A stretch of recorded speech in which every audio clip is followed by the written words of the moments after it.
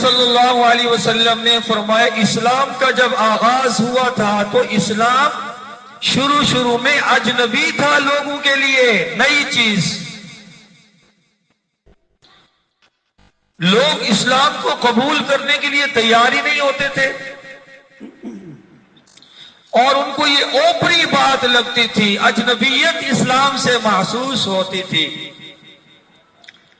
کہ یار ہمارے آباء و اجداد بتوں کی عبادت کرتے آئے ہیں، ان کے سامنے سجدے کرتے آئے ہیں، ان سے مرادیں مانگتے آئے ہیں، اپنی مشکلیں ان سے حل کرواتے آئے ہیں۔ ہمیں ہماری ماں نے بتایا 360 خدا ہیں،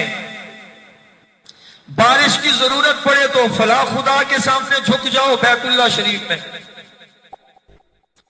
اولاد کی ضرورت ہے تو فلاں خدا کے سامنے جھکو، بیماری اور پریشانی ہے تو فلاں بت کے سامنے جھک جاؤ۔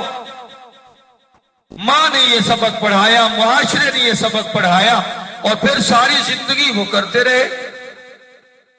اور ادھر نبی مکرم حضرت محمد صلی اللہ علیہ وسلم تشریف لائے اور آپ دعوت دے رہے، لا الہ الا اللہ، اللہ کے سوا کوئی معبود نہیں، اللہ کے سوا کسی کو نہیں جھکنا،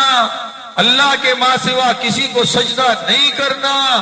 بیماری ٹالنے والا اللہ، شفا دینے والا اللہ، بیڑے تارنے والا اللہ، مشکل کشائی کرنے والا اللہ، بیٹے دینے والا اللہ، بیٹیاں دینے والا اللہ، تمام مصائب سے نکالنے والا اللہ، اللہ کے سوا کوئی کچھ کر ہی نہیں سکتا۔ ان کو، عرب والوں کو، مکے والوں کو یہ باتیں بڑی عجیب لگتی تھی، یہ تو ہمارے دین کے خلاف بات ہے، ہمارے آباء و اجداد کی بتائی ہوئی باتوں کے بالکل برعکس یہ دعوت ہے۔